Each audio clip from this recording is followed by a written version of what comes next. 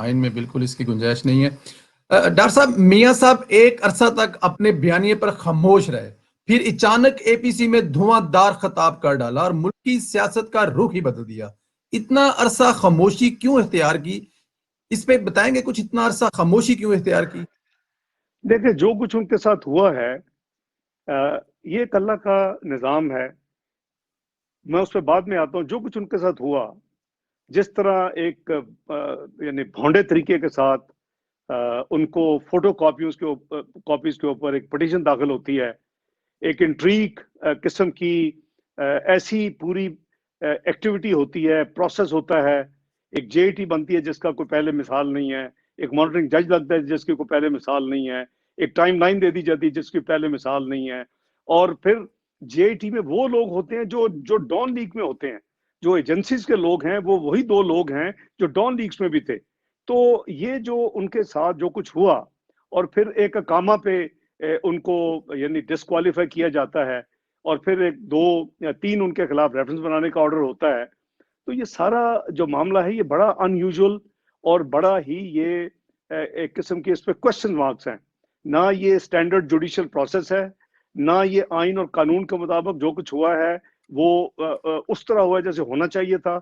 और वर्चुअली हमने अपने टॉप कोर्ट को एक ट्रायल कोर्ट में वर्चुअली बदल दिया, और जेटी का एक उसको एनेबलर दिलवा दिया, और वो आपके सामने है। तो मैं समझता हूँ कि मियां नवाज शरीफ उस प्रोसेस से गुजरे हैं।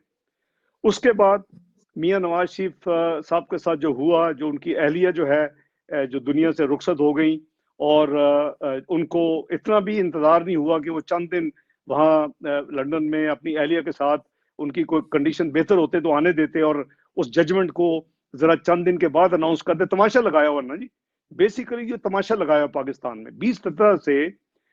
ये 2016 में इसका आगाज होता है, और ये 2017 से पाकिस्तान में तमाशा लगा हुआ है।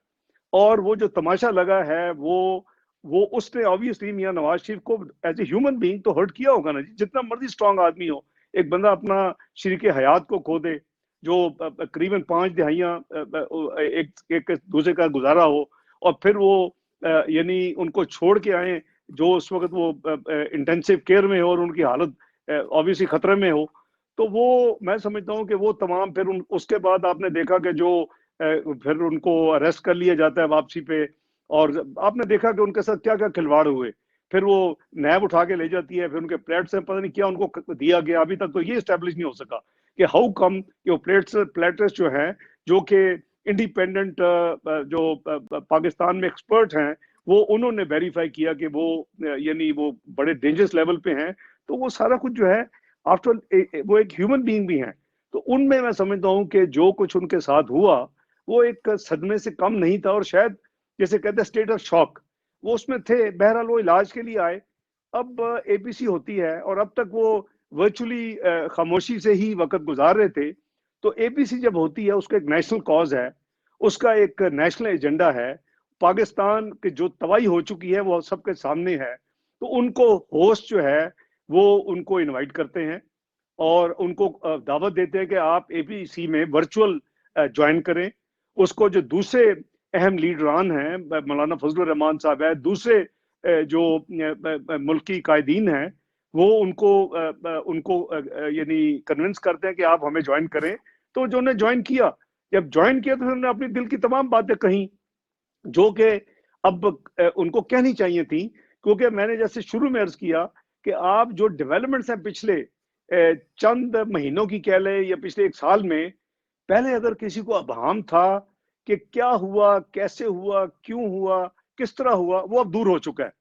अब आप शौकत सिद्दीकी साहब जो रिटायर्ड जज हैं इस्लामाबाद हाई कोर्ट के, उनकी पिटीशन पढ़ लें।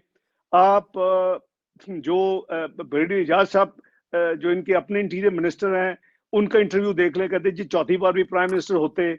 और फिर आप कुछ एजेंसीज के लोगों को देखें कि जो अदालत सजाएं दे रही थी, उसको मिलके खुफिया जाते हैं, तो उनको उसको देख लें।